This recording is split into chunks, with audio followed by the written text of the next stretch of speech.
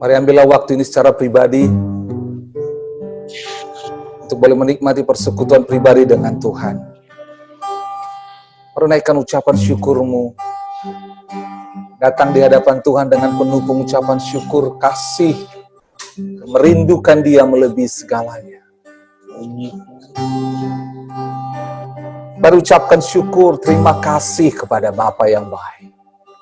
Katakan terima kasih Tuhan. Terima kasih Tuhan. Thank you Lord. Thank you Lord. Oh, haleluya.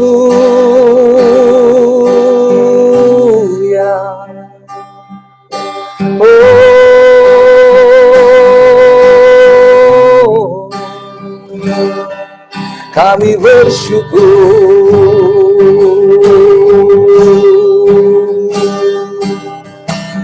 Sungguh semua karena anugerah-Mu Tuhan. Haleluya.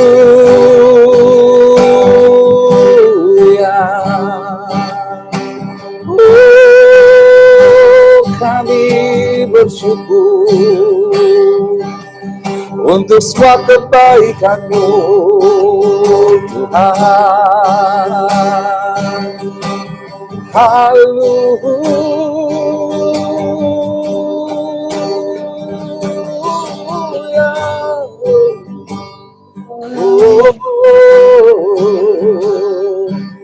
Sukacitaku penuh, sukacita melimpah.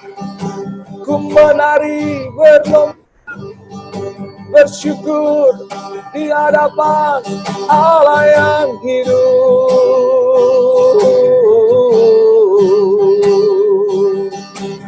Haleluya.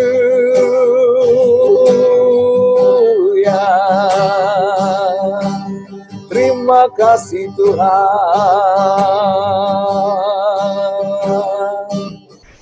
Terima kasih Bapa. Engkau besar, Engkau ajaib, Engkau hidup.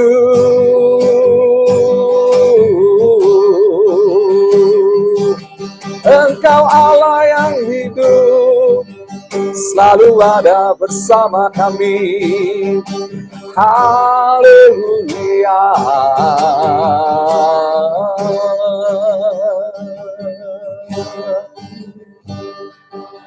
Kami percaya bahwa segala sesuatu yang terjadi dalam hidup kami sebagai umat tebusan-Mu, sebagai anak-anak-Mu, tidak akan ada yang pernah terjadi di luar kendali Tuhan. Kami percaya pada firman bahwa segala sesuatu yang terjadi bagi orang percaya, Tuhan akan ubah mendatangkan kebaikan. Dan kami percaya perbuatan Tuhan yang ajaib, itulah yang mengubah hidup kami, membuat hidup kami indah, membuat hidup kami berharga, membuat hidup kami bisa menjadi alat di tangan Tuhan. Terima kasih Tuhan, kami bersyukur kepadamu. Terima kasih Tuhan, terima kasih Tuhan, terima kasih Tuhan. Banyak yang Kau perbuat di dalam hidupku, rancangan indahmu terjadi di hidupku.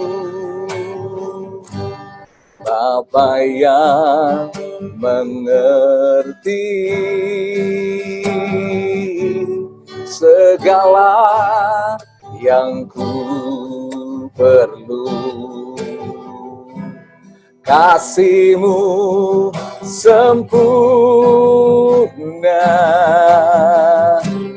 nyata dalam hidupku. Ku bersyukur Bapa, ku bersyukur Tuhan, bab kasih setiamu di dalam hidupku. bersyukur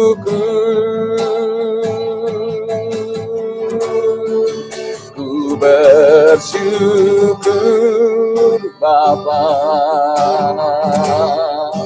ku bersyukur Tuhan buat kasih setiamu di dalam hidupku. Ku bersyukur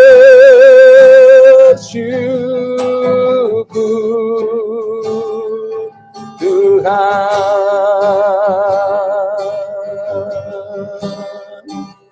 Sekali lagi kita mau sembah Tuhan pujian ini dari awal. Mari bawa ucapan syukur kita kepadanya. Katakan sama-sama. Banyak yang kau perbuat di dalam hidupku. Rancangan indahmu terjadi di hidupku. Apa yang mengerti segala yang ku perlu. Kasih-Mu sempurna nyata dalam hidupku. Ku bersyukur Bapa, ku bersyukur Tuhan buat kasih setiamu di dalam hidupku. Ku bersyukur, ku bersyukur Bapa, ku bersyukur Tuhan buat kasih setiamu di dalam hidupku. Ku bersyukur,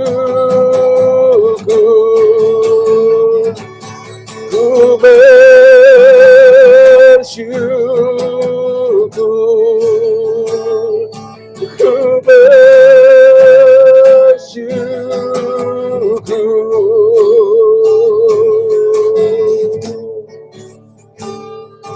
Tuhan.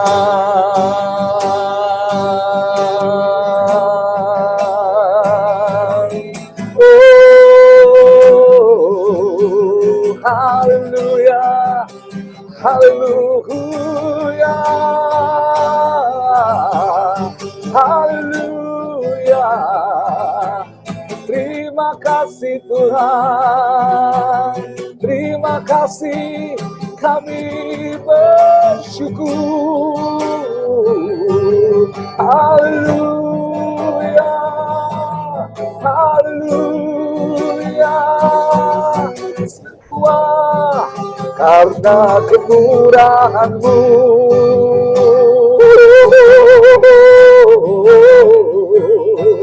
Semua karena perbuatan-Mu, kami bersyukur.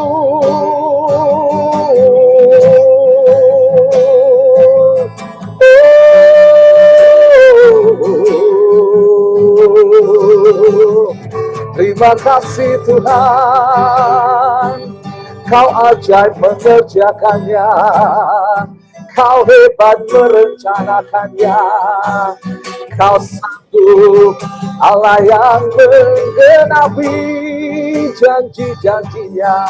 Haleluya, sungguh tiada dan tiada Allah yang seperti-Mu sampai selama-lamanya. Oh Yesus Tuhan, hanya hanya Engkau, dulu sekarang sampai selama-lamanya.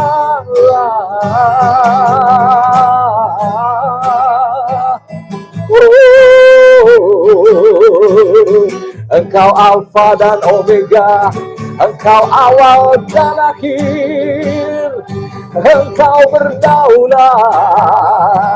Engkau berkuasa. Kami percaya, kami percaya.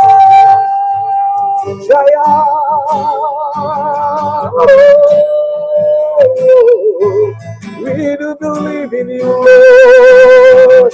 Yes, you are. Yes, you are. We do believe in you, Jesus.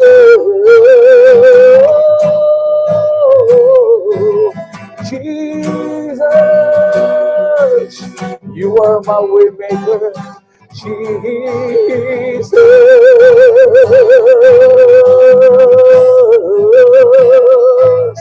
haleluya. Ku bersyukur Bapa, ku bersyukur Tuhan,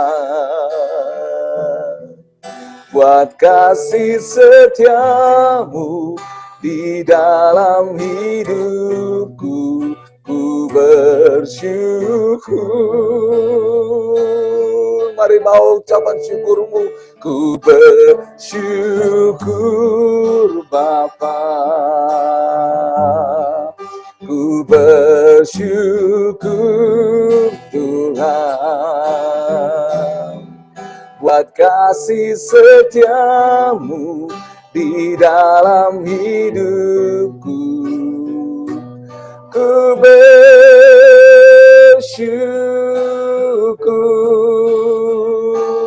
Tuhan,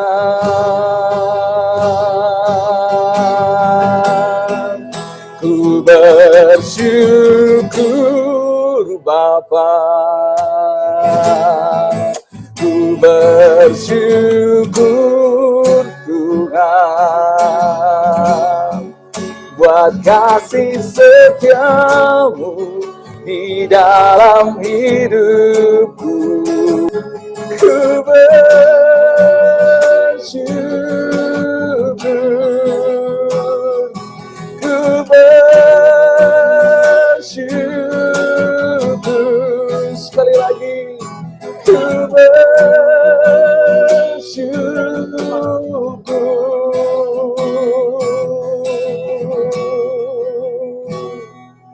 Tuhan. Mari berikan tepuk tangan sorak-sorai bagi Allah kita yang hidup. Haleluya. Terima kasih Tuhan. Kami percaya kepada Engkau Allah yang hebat, Allah yang besar. Engkau Allah yang membuka jalan saat tiada jalan. Engkau Allah yang hadir di saat segala sesuatu terjadi. Engkau Allah yang tidak pernah tertidur, tidak pernah terlelap. Matamu menjelajah bumi, dan Engkau melihat orang-orang yang bersungguh hati kepadamu. Terima kasih Tuhan. Sampai hari ini kami ada itu semua karena kebaikan, pertolongan, dan kemurahan Tuhan. Dan kami berdoa, kami mau melanjutkan hidup yang sudah Engkau berikan dengan bergantung kepadamu. Kami percaya, seperti firman-Mu berkata, walau bumi bergoncang, gunung-gunung bergoncang di sekeliling kami, namun kasih setia Tuhan tetap selama-lamanya. Kami percaya Engkaulah Allah yang akan menguatkan kaki kami, seperti rusa yang berjejak itu di atas gunung batu itu Tuhan. Kami percaya kami bisa tetap kokoh, kami bisa kuat, karena kerajaan Allah yang tidak tergoncangkan ada di dalam kami. Terima kasih Tuhan. Kami mau datang beribadah kepada Engkau dengan hati yang haus dan lapar akan Tuhan, dengan takut dan gentar. Biarlah kekudusan-Mu, kuasa darah domba Allah, memateraikan, memuduskan kami.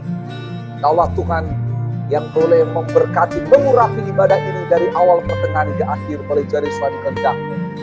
Mari berkaryalah, lawatlah kami dimanapun kami berada, sebab Engkau Allah tidak dibatasi oleh ruang, tempat, dan waktu. Mari Tuhan, berkaryalah, ambil alihlah ibadah ini, ambil alihlah hidup kami, Segala pujian, hormat, kemuliaan hanya bagimu. Datanglah kerajaan-Mu, jadilah kehendak-Mu. Haleluya. Semua kita yang percaya sama-sama katakan amin. Tepuk tangan buat Tuhan Yesus. Puji Tuhan, puji Tuhan. Selamat bergabung bagi yang baru bergabung. Sekali lagi saya bertanya, apakah suara saya jelas? Boleh. Puji Tuhan. Nah, baik, sebelum saya sampaikan firman Tuhan, sekali lagi suara saya cukup jelas didengar? Oke, baik, puji Tuhan. Hari ini kita akan dengar firman Tuhan yang menarik. Nah, dan firman Tuhan ini kiranya menolong kita bersama-sama. Firman Tuhan selalu baru tiap hari. Amin. Ya. Nah, oke. Saudara boleh lihat di sana, itu kunci kehidupan. Bagaimana ada 3 orang di sana, itu seperti ada suami, istri, dan anak. Ada hutan, mereka ada di tengah hutan, dan ada sebuah jalan, dan jalan itu terlihat seperti lubang kunci. Ya, gitu ya. Nah, ini yang kita harapkan di dalam perjalanan hidup ini, kita bisa melihat jalan Tuhan terbuka, sehingga kita bisa akhirnya sampai kepada tujuan yang Tuhan inginkan. Nah, mari kita lihat sama-sama firman Tuhan ini. Kita belajar bahwa Tuhan yang akan mengerjakannya. Mari kita baca sama-sama firman Tuhan ini terlebih dahulu. Ulangan 30 ayat 15. Pada hitungan ketiga. Nah, mari kita baca bersama-sama. Ulangan 30 ayat 15. 1, 2, 3. Ingatlah, aku menghadapkan kepadamu pada hari ini kehidupan dan keberuntungan, kematian dan kecelakaan. Sekali lagi, 1, 2, 3. Ingatlah, aku menghadapkan kepadamu pada hari ini kehidupan dan keberuntungan, kematian dan kecelakaan. Nah, Bapak Ibu Saudara terkasih, firman Tuhan ini sangat jelas. Dikatakan ingatlah. Mengapa dikatakan ingatlah? Karena terkadang kita lupa ingatan. Ada banyak hal yang membuat kita lupa. Ada banyak hal perkara di sekeliling kita yang membuat kita lupa. Dan kata ingatlah ini adalah sesuatu yang sesuai dengan konteks penulisannya, bukan hanya terjadi pada masa perjanjian lama, tetapi tensis daripada ayat itu adalah sesuatu yang dikerjakan pada saat itu, keesokan harinya, dan seterusnya. Nah, itu ya. Itu firman berkata ingatlah itu. Jadi ditulis dengan tujuan seperti itu. Nah, ketika kita mengingatnya, kita mempercayai bahwa Tuhan membuat ini menjadi sebuah peringatan karena penting. Nah, lihat apa yang Dia suruh untuk kita ingat, gitu ya. Karena apa? Ini berdasarkan pengalaman bangsa Israel dalam mengikuti panggilan Tuhan. Perjalanan mereka keluar dari Mesir menuju tanah Kanaan. Dikatakan di sana, aku menghadapkan kepadamu hari ini kehidupan, keberuntungan, kematian, dan kecelakaan. Nah, Tuhan hadapkan kepada jemaat itu. Tuhan hadapkan kepada kita. Kita juga hari lepas hari diperhadapkan dengan ini. Kita hidup tiap hari. Kita lihat, kita dengar ada berita kehidupan, ada berita kematian. Kita dengar tiap hari ada orang yang beruntung. Kita dengar tiap hari ada orang yang tidak beruntung. Kita dengar ada orang yang mengalami kecelakaan. Kita mendengar orang mengalami kesukaran. Nah, Tuhan izinkan semua ini untuk membuat kita mengingat perkara. Apa yang perlu diingat ya? Ya, apa yang perlu diingat? Ketika ini kita hadapi dalam hidup ini. Apa yang kita perlu ingat? Kita lanjutkan ayat ini. Itu ayat 15, sekarang ayat 16-nya dikatakan. Lihat ya. Ayat 16. Ini. Kita baca sama-sama pada hitungan ketiga. 1, 2, 3. Karena pada hari ini aku memerintahkan kepadamu untuk mengasihi Tuhan Allahmu dengan hidup menurut jalan yang ditunjukkannya dan berpegang pada perintah, ketetapan, dan peraturannya, supaya engkau hidup dan bertambah banyak dan diberkati oleh Tuhan Allahmu di negeri kemana engkau masuk untuk mendudukinya. Nah, Bapak Ibu Saudara terkasih, kita semua adalah orang-orang yang dibawa Tuhan dari daerah kita masing-masing dan ada di sini. Dan bahkan kitab Korintus berkata, kita warga negara kerajaan sorga. Kita bukan warga kerajaan bumi ini. Kita menunggu waktunya untuk kita pulang kembali kepada kerajaan Allah. Nah, supaya kita ada di negeri ini, kita mendudukinya sama seperti bangsa Israel dibawa keluar dari Mesir ke tanah Kanaan untuk mereka mendudukinya, Tuhan kasih satu pola supaya mereka di sana bisa hidup, bisa bertambah banyak, bahkan bisa diberkati Tuhan. Nah, gitu loh ya. Bisa hidup, bisa bertambah banyak, bisa diberkati Tuhan. Nah, coba sampaikan kepada kiri kananmu, ya. Ini Tuhan mau buat kita hidup, bertambah banyak, dan diberkati Tuhan. Ya, coba katakan 3 hal ini kepada orang di kiri kananmu. 1, 2, 3. Hidup, bertambah banyak, dan diberkati Tuhan. Nah, ya, kita hidup, nggak mati. Hubungan suami istri tidak mati, tapi hidup. Hubungan orang tua dan anak tidak mati, tapi hidup. Bisnis kita hidup, pelayanan kita tidak mati, hidup. Nah, itu ya, bertambah banyak. Nah, bertambah banyak secara jumlah. Yang baru menikah, Tuhan tambahkan anak. Amin. Ya, yang butuh tambahan anak, ditambahkan. Yang sudah cukup, ya Tuhan cukupkan. Nah, gitu ya. Yang butuh penolong hidup, Tuhan tambahkan penolong hidup. Nah, itu loh ya. Nah, bertambah banyak, nggak single lagi. Karena bukan single forever. Gitu loh ya. Tapi kita percaya, ingat, hidup bertambah banyak. Bertambah banyak di sini untuk membangun sebuah komunitas, memuliakan Tuhan. Jemaat ini juga, jemaat di pelayanan di Rantepao, di Makale, di Makassar, di Mamuju, tidak sebegitu saja jumlahnya, bertambah banyak, kata Tuhan. Bertambah banyak, amin.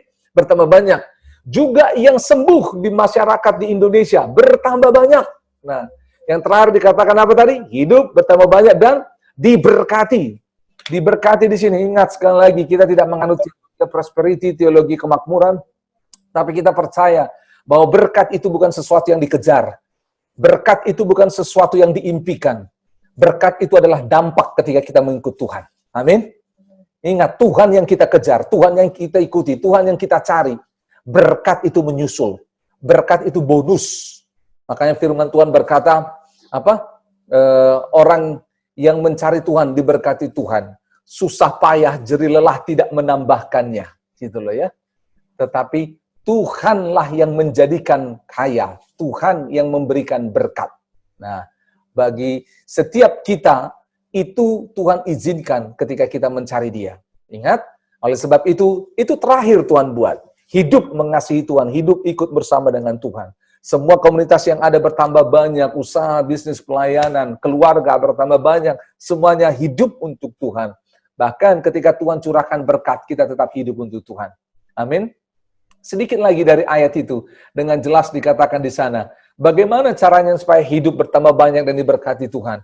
Jelas dikatakan di sana, yaitu apa?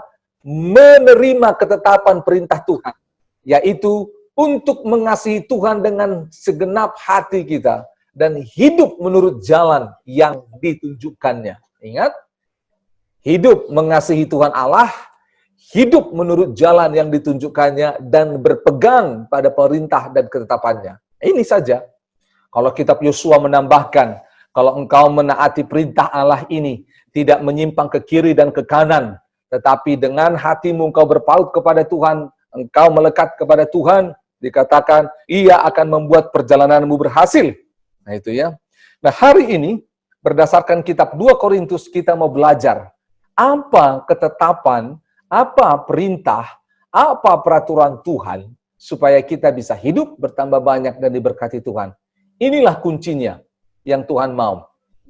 Hari ini kita akan belajar ada 4 kunci utama. Nah, yang pertama ditunjukkan di sana gambar sepeda. Nah, ada orang naik sepeda. Nah, kunci ini ada kunci A dan B tiap masing-masingnya. Itu seperti 2 roda yang harus dua-duanya berputar sehingga bisa jalan. Kalau rodanya hanya 1 berputar, maka sulit berjalan. Ya bisa. Seperti sirkus, sepeda 1 roda bisa jalan. Tetapi ini, supaya sepeda ini bisa berjalan jauh, bisa berjalan panjang, stabil, turunan, naikan, dua-duanya harus berputar. Sama, roda kehidupan kita supaya bisa berputar dalam semua arena kehidupan ini, maka kunci ini harus bergerak bersama-sama. Kunci yang pertama adalah ini, cerah melalui kepudaran. Di 2 Korintus 2-3. Apa ini? Nanti kita akan bahas. Yang kedua, kunci yang kedua adalah kehidupan melalui kematian. Lihat, seperti dua roda itu. Satu kecerahan, satu kebenaran. Satu kehidupan, satu kematian. Lanjut juga, kunci yang ketiga, yaitu berkat melalui kesengsaraan. Ada berkat, tetapi ada kesengsaraan. Ada roda berkat, ada roda kesengsaraan. Ada roda kebanggaan, ada roda kesulitan. Nah, ini terjadi. Nah, kita akan bahas 4 hal ini. Ya, yang pertama, cerah melalui redup. Nah, ini seru nih kata-katanya ya. Cerah melalui redup. Apa yang dimaksud firman Tuhan cerah melalui redup? Nah, ini yang pertama. Bagaimana hidup kita bisa cerah di tengah-tengah redupnya dunia ini? Yang pertama, dengan disiplin. Nah, katakan sama-sama, disiplin. Nah, itu ya. Dalam 2 Korintus pasal yang kedua, ayat yang 4 sampai ke 10, di situ diceritakan tentang teguran. Disiplin itu bicara soal teguran. Disiplin itu bicara soal pengampunan. Disiplin itu bicara soal nasihat. Dan disiplin itu bicara soal penghiburan. Nah gitu. Jadi ketika umat Tuhan hidup dalam disiplin, maka kita akan melihat cahaya yang selama ini redup, Tuhan akan buat bersinar. Nah, jemaat Korintus, waktu itu, sebelum mereka digembalakan oleh Paulus, apa yang terjadi? Sebelum diajar, sebelum Paulus menjadi bapak rohani bagi mereka, cahaya mereka redup. Mereka budak, mereka terbelakang, sekalipun pintar, sekalipun kaya, mereka sombong, mereka berkelahi satu dengan yang lain. Gereja redup di tengah-tengah kerajaan Romawi. Mereka berselisih satu dengan yang lain. Nah, disiplin adalah cara untuk memulihkan cahaya yang redup itu menjadi cerah kembali. Nah, Bapak Ibu Saudara dengar baik-baik, disiplin adalah ujian ketaatan. Kalau kita mau menerima disiplin, maka kita akan dibawa dari satu ketaatan kepada ketaatan yang lain. Ingat sekali lagi, banyak orang berpikir bahwa disiplin itu adalah hukuman. Tidak. Ya, sepertinya jiwa atau daging kita merasa itu seperti hukuman. Disiplin yang disertai dengan teguran, pengampunan, nasihat, dan penghiburan akan memulihkan setiap orang. Yang percaya katakan amin. Itu loh ya.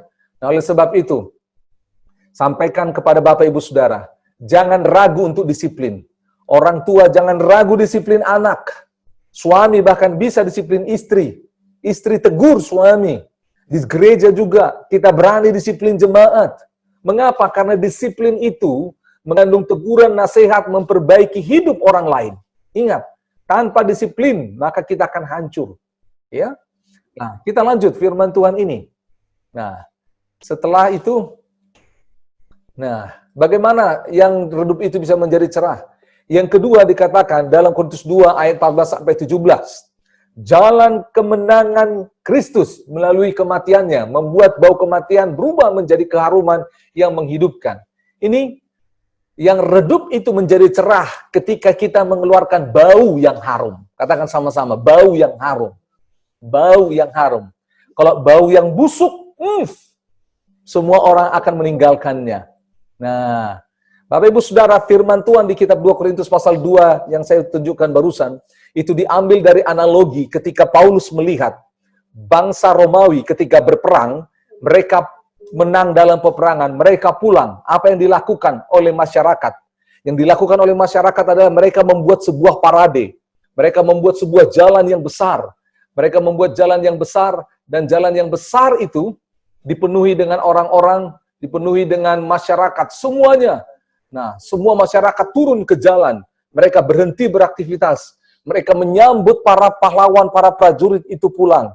Mereka menyambut. Dan biasanya yang terdepan adalah prajurit yang luka, yang lumpuh, yang mengalami cedera dalam perang. Itu maju di depan, paling depan. Setelah itu prajurit-prajurit yang lain. Sepanjang jalan apa yang terjadi? Ini yang dilakukan oleh orang Romawi. Mereka mengambil parfum. Mereka melemparkannya. Mereka membuat wangi-wangian. Mereka membuat ramu-ramuan yang memunculkan bau-bau yang harum. sebagai penyambutan dalam parade itu.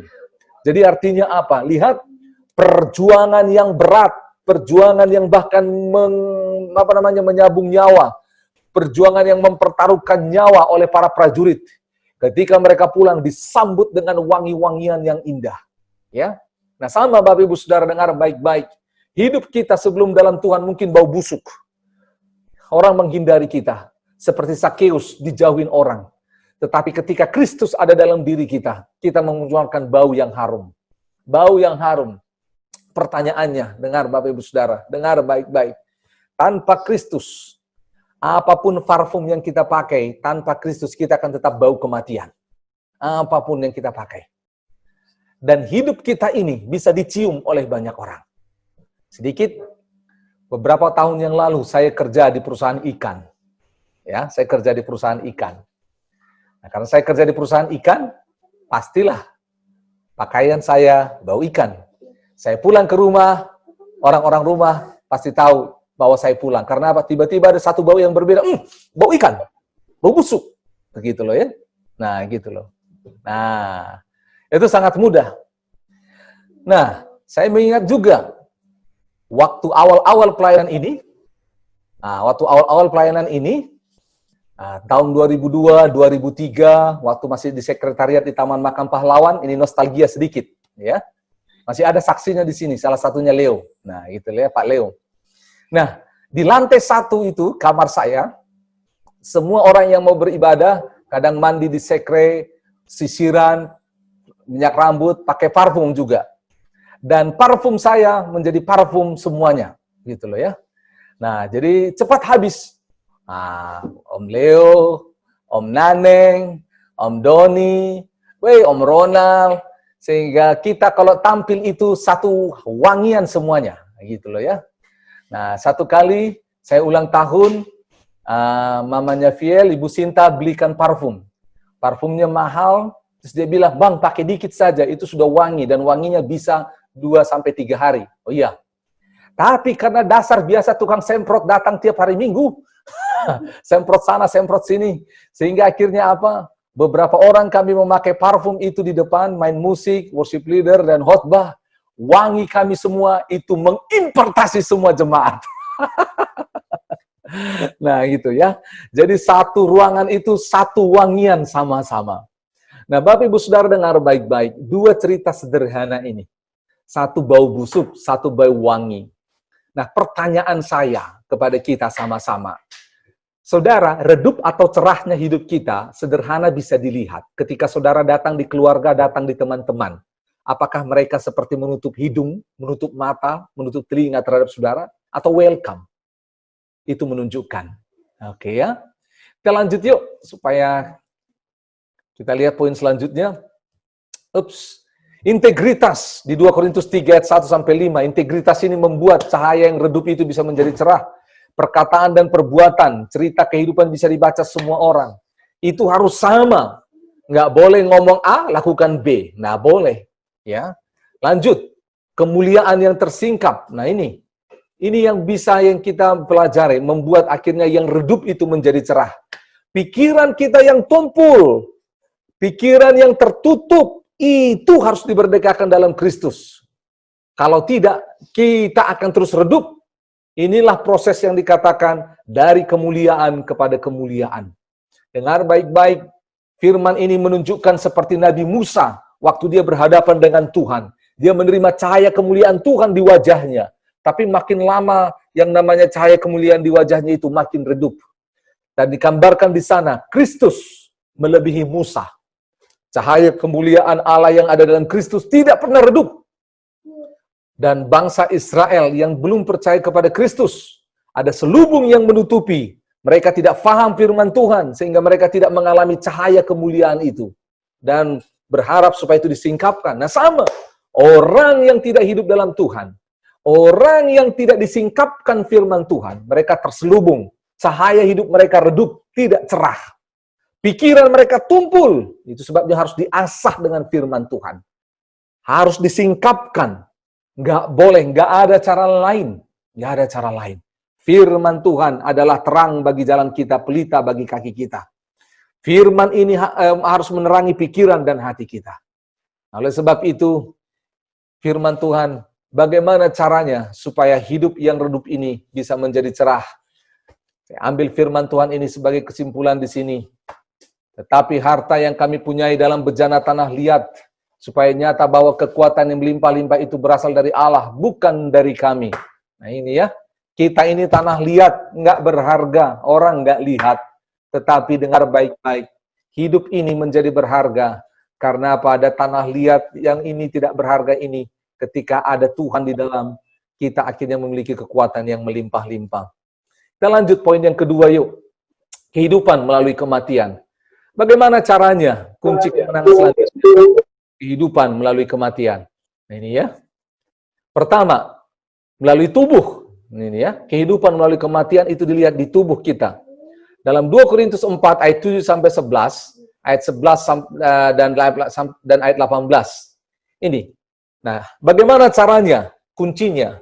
Kuncinya adalah berani mengakui kelemahan sehingga bergantung pada kekuatan Tuhan. Kita berani berkata, Tuhan aku lemah, aku nggak sanggup.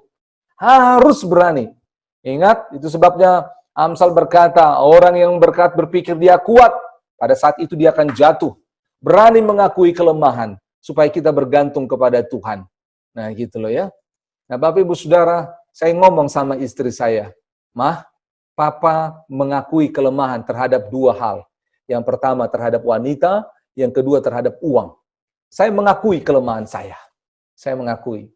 Mengapa terhadap wanita? Karena kami punya dosa turunan yang sudah dipatahkan. Keluarga kami di atas, papa saya, kakek saya, boyut saya, dan semuanya pernah jatuh dalam dosa perzinahan. Nah, jadi rawan sekali kami keluarga laki-laki. Gitu. Dan saya akui, saya bilang sama istri, tolong papa. Gitu loh ya. Yang kedua dalam hal keuangan. Bapak Ibu Saudara, saya sarjana akuntansi. Saya sarjana manajemen. Saya hebat mengelola uang. Tetapi saya lemah dalam keuangan. Lemah yang dimaksud ini apa? Saya cukup teledor. Tidak simpan uang dengan baik, tidak simpan nota dengan baik, dan semua. Saya bisa salah tempat, salah taruh di mana itu nota-nota, barang-barang, dan semuanya. Oleh sebab itu, kita harus sama-sama mengakui kelemahan kita. Akui kelemahan kita. Suami-suami, kau mengakui nggak kelemahanmu kepada istri? Istri mengakui nggak kelemahannya pada suami? Ya, ada istri, ini pasti bukan jemaat di GKKD. Ibu itu kelemahannya katanya di mata. Hah? Kenapa di mata? Karena nggak bisa melihat sale. Diskon. Kelemahannya di mata, gitu loh ya. Nah, oleh sebab itu dengar baik-baik. Kita harus mengakui kelemahannya. Anak-anak muda, mahasiswa, apa kelemahanmu? Akui kepada pembimbing, kepada rekan. Ingatlah, kalau tidak, itu akan menjadi medan peperangan di mana iblis selalu menjatuhkan engkau. Karena engkau belum menghadirkan Tuhan, membawa terang Tuhan. Kita belum mati dalam hal itu. Kita belum mengalami kebangkitan Tuhan dalam hal itu. Oleh sebab itu, akui. Yang kedua, dalam hal tubuh. Ingat, tadi dikatakan mengakui kelemahan sehingga bergantung pada kekuatan Tuhan. Mengapa? Karena dampak kekuatan Tuhan. Ini, dampak kekuatan Tuhan dalam hidup kita. Waktu kita ditindas, kita tidak terjepit. Waktu kita habis akal, tapi tidak putus asa. Walau dianiaya, dihempas, tapi tidak binasa. Kita orang-orang yang tidak dikendalikan oleh apa yang kelihatan, tetapi kita dikendalikan oleh sesuatu yang berasal dari kekekalan. Oleh sebab itu kita berdoa bersama-sama. Kita berharap kepada Tuhan supaya benar kita hidup karena kekuatan Tuhan. Tubuh yang lemah ini hidup karena kekuatan Tuhan. Ingat baik-baik. Mungkin terjepit karena keuangan. Habis akal, nggak ada makanan, tapi nggak putus asa. Masih ada ladang, bisa tanam ubi, tanam sayur, gitu loh ya. Ya, jadi dengar baik-baik. Kekuatan Tuhan membuat kita bisa menjalani semua ini. Nah itu ya, jadi lihat kunci kemenangan ini, yaitu tubuh ini harus mati dengan semua kedagingannya, supaya muncul kehidupan yang berasal daripada Tuhan. Yang kedua, oh iya, ya, kita udah baca tadi. Yang kedua, yaitu jiwa. Bagaimana kematian jiwa ini sehingga kehidupan jiwa yang berasal daripada Tuhan. Di 2 Korintus 4 ayat 1 sampai 6 dikatakan kemurahan Tuhan tidak membuat tawar hati. Nah, kemurahan Tuhan, ingat ya, kemurahan. Saudara, tawar hati ini berbicara tentang bukan soal hidup dan mati. Tapi tawar hati ini sederhana. Orang hidup tapi nggak punya semangat, nggak punya tujuan, nggak punya gairah. Ini orang yang tawar hati. Orang yang pesimis. Orang yang mudah menyerah. Orang yang tidak mau berusaha. Ini orang yang tawar hati. Ingat baik-baik. Kita memang nggak sanggup. Itu sebabnya kita butuh kemurahan Tuhan. Kemurahan Tuhan. Katakan kemurahan Tuhan. Kemurahan Tuhanlah yang membuat kita tidak tawar hati. Oleh sebab itu, Bapak Ibu Saudara, kita harus bangkit. Kalau ada orang yang tawar hati, ingatkan dia, bilang, ingat kemurahan Tuhan. Tuhan sudah menebus hidupmu, Tuhan sudah mengubahkan engkau. Nah gitu loh. Ya, kita lanjut.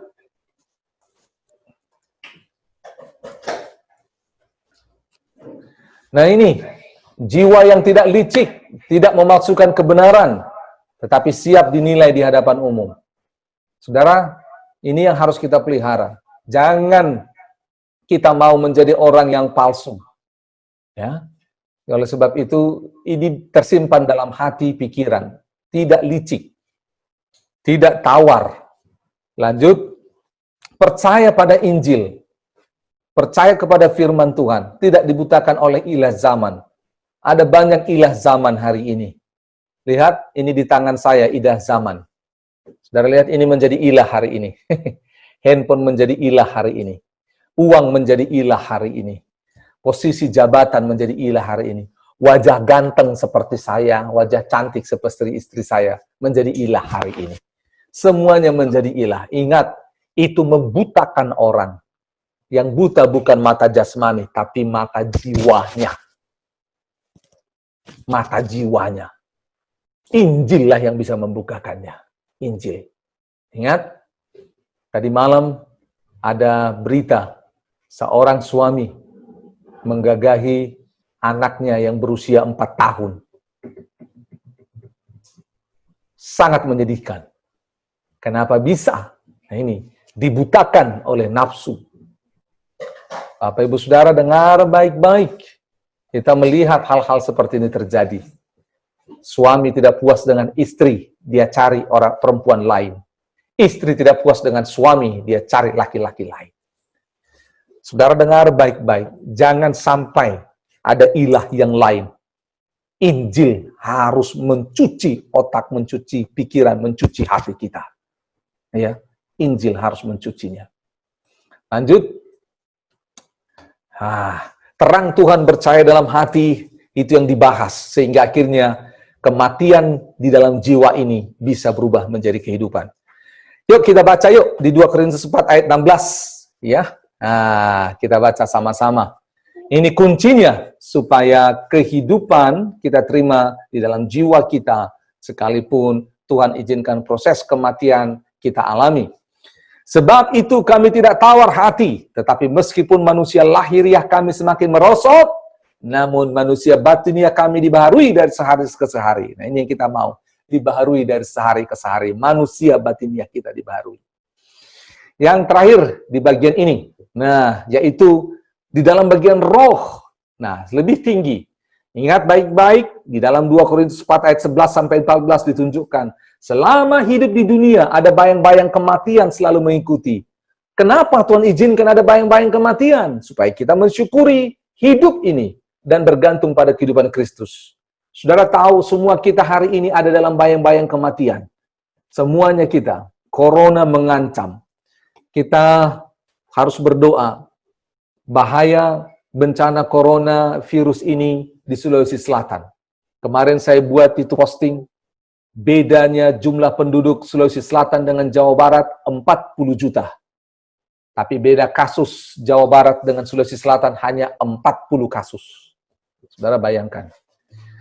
Hari ini kita mendengar berita juga Jeneponto, Bantaeng, banjir bandang. Sudah ada wabah corona, sekarang bencana lagi. Saudara dengar, ini dikatakan tiap hari kita diperhadapkan dengan kematian. Mengapa? Supaya kita tahu bahwa hidup ini berharga. Supaya kita tahu seperti lagu itu, hidup ini adalah kesempatan. Supaya kita tahu menggunakan waktu yang baik. Supaya dalam hidup ini kita bergantung pada Tuhan. Nah, itu sebabnya orang-orang percaya harus memilih cara terbaik untuk mengisi hidup ini. Ya, dengan sukacita, dengan mengucap syukur kepada Tuhan. Kita harus memilihnya. Dan kita bersyukur di dalam 2 Korintus 4 ayat 11 sampai 14, semakin banyak orang percaya kepada Kristus. Kita bersyukur karena apa? Semakin banyak orang yang akan mengalami kebangkitan Kristus. Semakin banyak orang percaya, semakin banyak orang mengalami kemenangan di dalam Kristus. Ini bukan hanya bicara soal bertambahnya orang dilayani, tidak. Tetapi semakin banyak orang mengalami kebangkitan, mengalami mujizat, mengalami pertolongan. Itu sebabnya Injil harus menjadi bahan pembicaraan, kabar baik yang kita sampaikan kepada banyak orang. Supaya mereka mengenal keselamatan, menerima pengampunan, dan menerima yang namanya hak untuk boleh sampai kepada kerajaan surga, menjadi anak Allah. Dan kita tahu firman Tuhan berkata, ketika satu orang percaya, maka sisi surga bersorak-sorai. Itulah sukacita yang melimpah. Nah, 2 Korintus 4 ayat 13 berkata, namun karena kami memiliki roh iman yang sama, seperti ada tertulis, aku percaya sebab itu aku berkata-kata, maka kami juga percaya sebab itu kami juga berkata-kata. Nah, hendaklah perkataan-perkataan kita yang berasal dari roh Allah, bukan perkataan yang berasal daripada daging. Karena perkataan-perkataan yang berasal dari daging itu akan mendatangkan konflik. Tetapi perkataan-perkataan yang berasal dari roh itu akan membangun. Inilah kunci yang kedua, sehingga kita bisa mengalami kemenangan dalam hidup ini, yaitu kehidupan melalui kematian. Dua terakhir, yaitu kunci ketiga, berkat melalui kesengsaraan. Melalui kesengsaraan. Nah ini, saya hanya buat satu slide di 2 Korintus 6 ayat 1 sampai 10. Nah, berkat melalui kesengsaraan. Di gambar yang pertama ada lorong yang panjang. Berkata berapa lama kesengsaraan ini akan berakhir. Ada orang yang mengalami seperti dia tenggelam. Ada orang yang berdoa dan menangis menutup mata, Tuhan di mana pertolonganku? Dengar baik-baik. Ini kunci yang dikatakan di 2 Korintus 6 ayat 1 sampai 10. Bahwa kasih karunia Allah itu akan muncul seperti terang fajar di pagi hari. Itu ya, dia akan muncul. Dengan kasih karunia Allah ini kita sanggup dengan penuh kesabaran menahan penderitaan, kesesakan, kesukaran, dera, jeripayah, bahkan penjara, kerusuhan, semuanya. Ini kita bisa sanggup dan menjaga hati kita tetap murni, tetap tulus, dan kita dikendalikan oleh Roh Kudus dan percaya bahwa Dia ada bersama dengan kita. Di tengah-tengah semua kesulitan yang sulit ini, di tengah-tengah kesesakan, kesukaran ini, kita bisa merespon orang lain dengan kasih yang tidak munafik. Kita tidak membalas, tetapi kita berserah kepada Tuhan.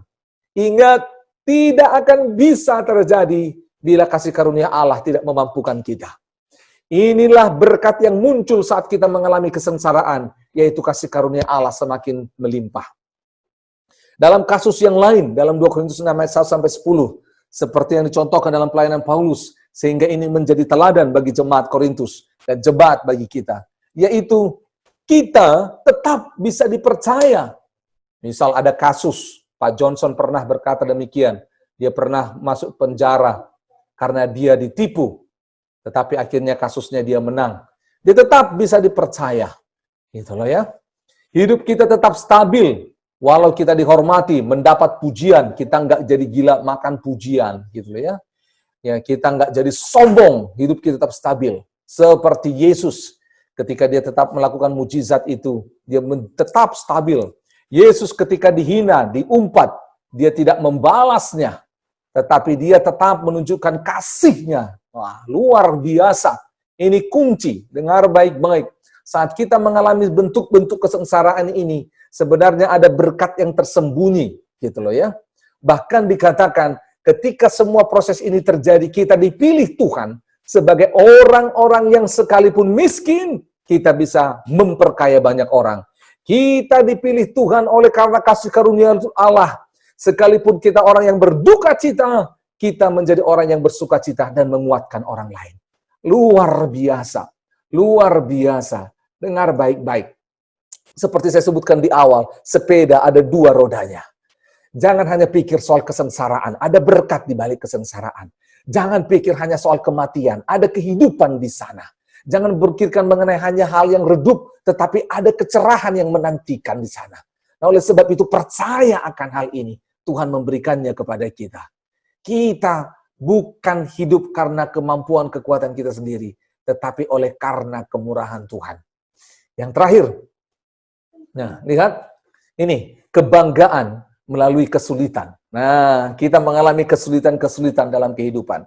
Lihat di sana ada gambar naik turun. Nah, naik turun. Nah, ada 6 di sana. Dan Bapak Ibu Saudara lihat nanti gambarnya. Gambar yang bulat-bulat 6 itu akan diisi dengan ikon-ikon tertentu. Itu seperti lambang atau simbol kehidupan. Simbol perjalanan hidup yang dialami oleh Paulus. Yang diceritakan kepada jemaat Korintus. Sehingga meneguhkan iman orang Korintus. Lihat ya, sama-sama. Lihat. Ini, luar biasa simbol-simbol ini. Yang pertama, kita lihat. Nih, simbolnya. Tuh ya, otak. Itu. 2 Korintus 11 ayat 16-17. Kita bermegah, kita bangga sekalipun dianggap bodoh. Dunia ini menganggap orang yang percaya kepada Tuhan itu bodoh.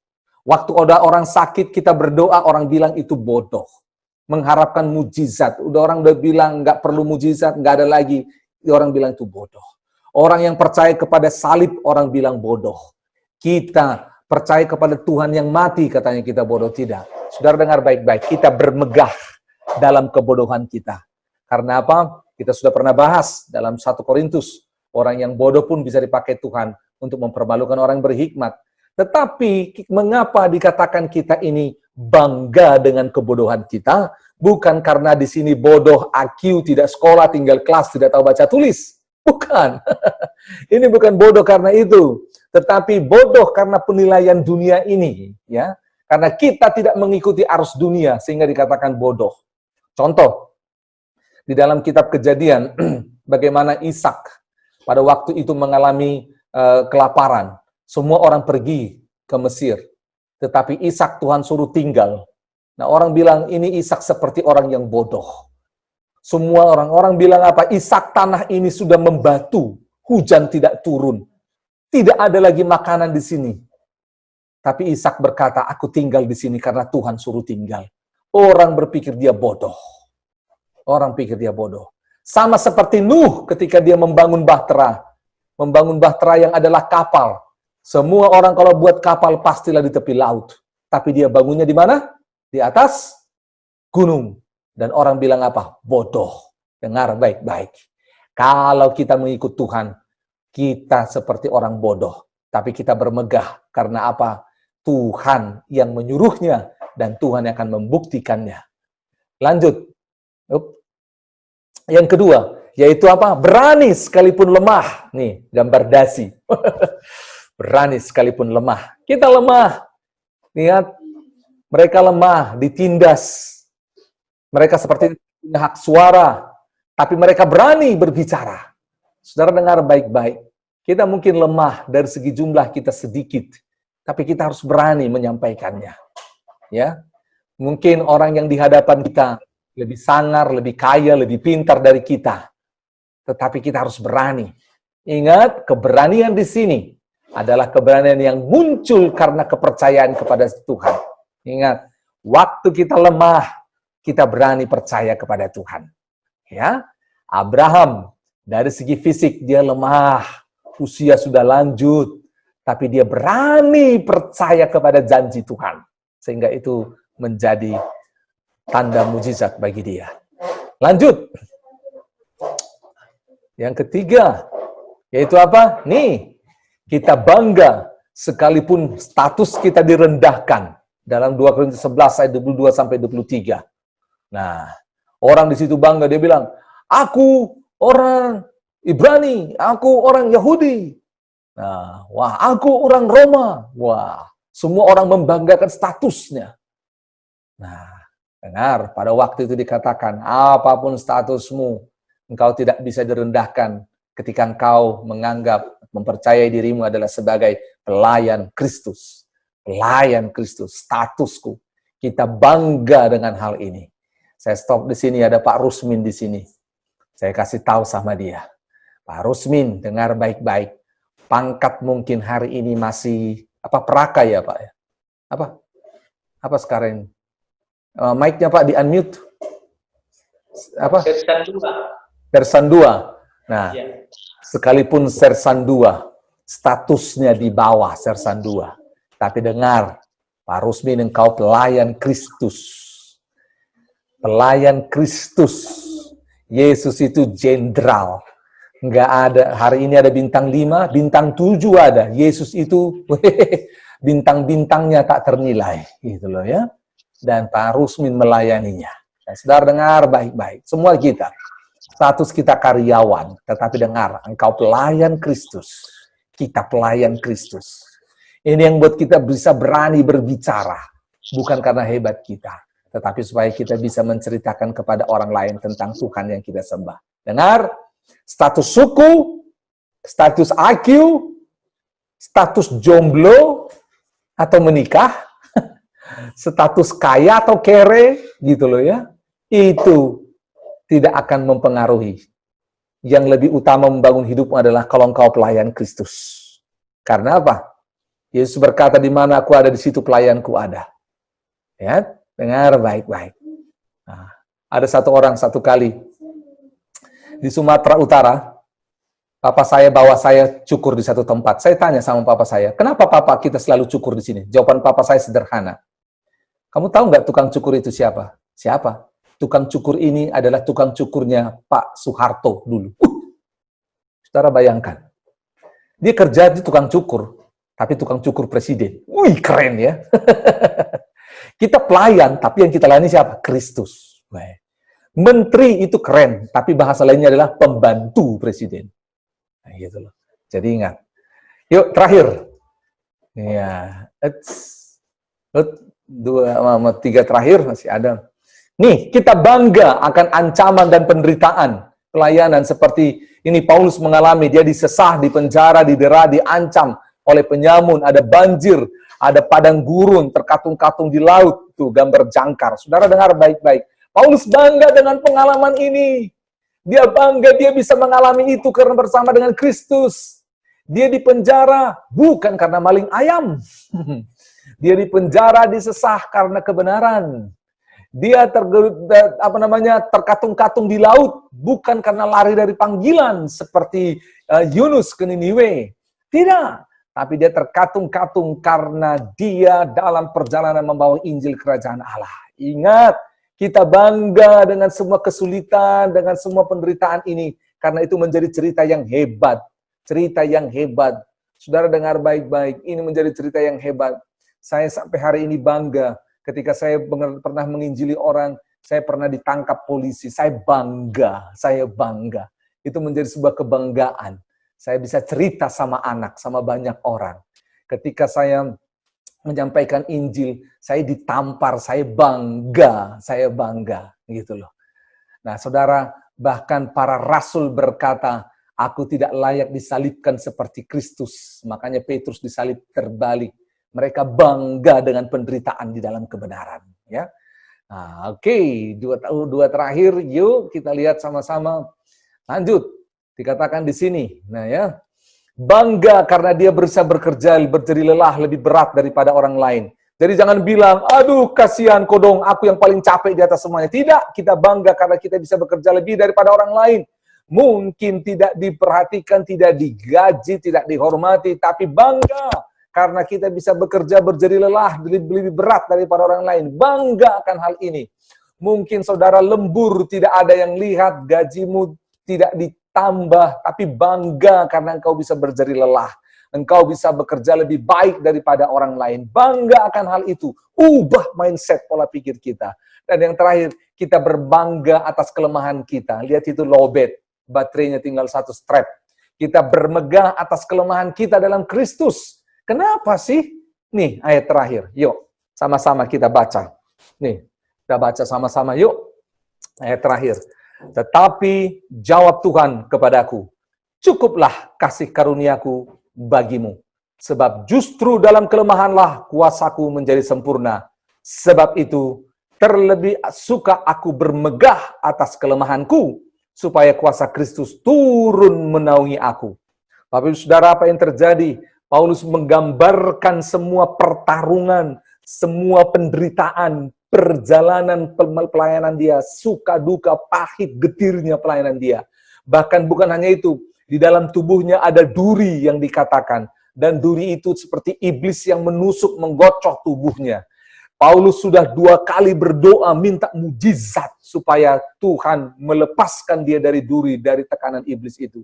Tetapi waktu dia berdoa, ini jawaban Yesus. Cukuplah kasih karuniaku bagimu, sebab justru dalam kelemahanlah kuasaku menjadi sempurna. Sebab itu, terlebih suka aku bermegah atas kelemahanku, supaya kuasa Kristus turun menaungi aku.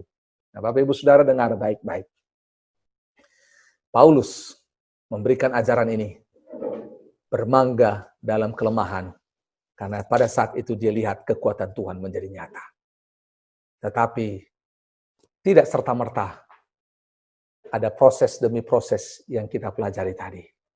Oleh sebab itu Bapak Ibu Saudara, hari ini terimalah 4 kunci ini menjadi kekuatan bagi kita. Dan kunci ini bagikan kepada orang lain. Kita hidupi dan kita bagikan pada orang lain. Kita ajarkan supaya lebih banyak lagi orang mengalami kemenangan bersama dengan Kristus. Amin, kita berdoa. Terima kasih untuk firman-Mu. Kami bersyukur. Terima kasih Tuhan. Terima kasih. Mari sama-sama ambil waktu ini bersyukur kepada Tuhan. Terima kasih Tuhan.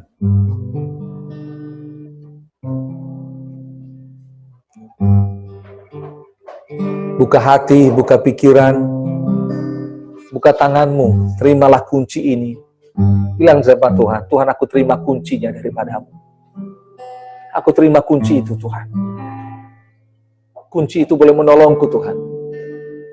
Untuk hidupku secara pribadi, untuk keluarga, untuk pekerjaan, pendidikan, untuk pelayanan. Tuhan terima kasih. Tuhan terima kasih. Yesus pegang erat tanganku, ku tak dapat hidup di luar kasih-Mu.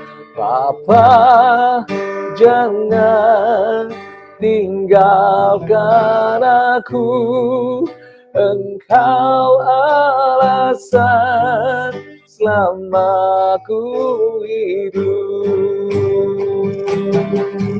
Yesus pegang erat tanganku, ku tak dapat hidup di luar kasih-Mu.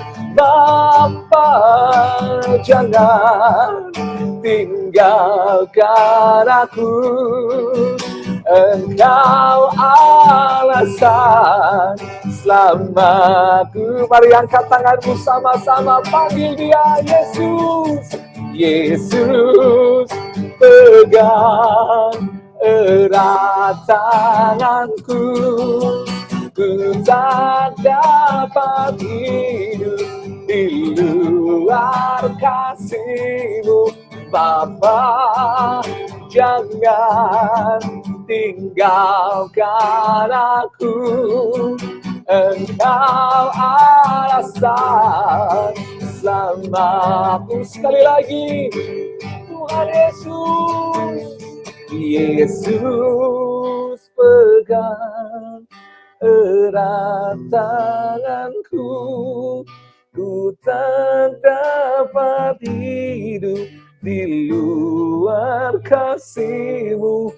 Bapa, jangan tinggalkan aku. Engkau alasan selama ku hidup. Engkau alasan selama ku hidup. Yesus alasan selama ku hidup.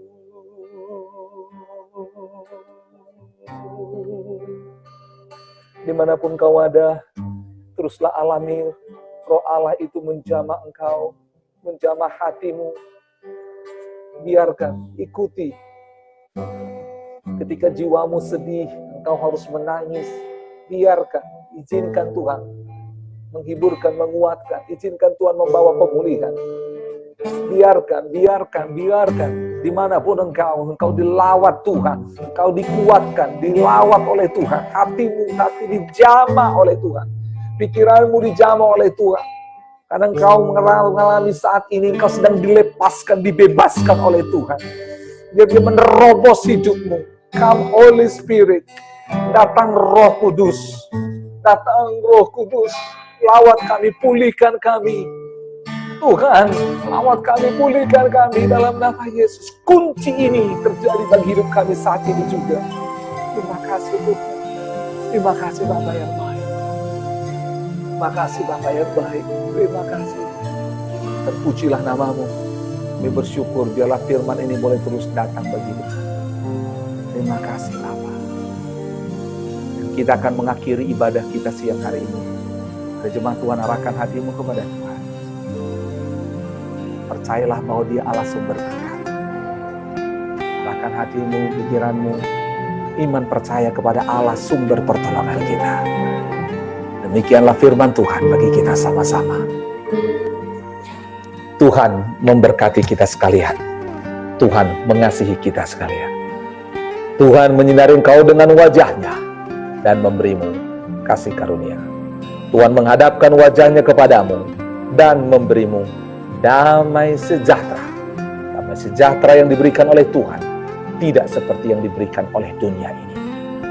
Terimalah kasih sayang daripada Allah Bapa, persekutuan dengan Yesus Kristus yang tidak pernah berakhir, penyertaan, kuasa, dan penghiburan dari Roh Kudus menyertai, memberkati Bapak Ibu Saudara sekalian dimanapun berada, menyertai, memberkati keluarga, semua orang yang tinggal bersamamu, memberkati pekerjaan, pendidikan, usaha, pelayanan yang dipercayakan Tuhan. Biarlah lewat semua berkat ini, engkau mengalami kepenuhan Kristus, dan kita menjadi berkat bagi banyak orang.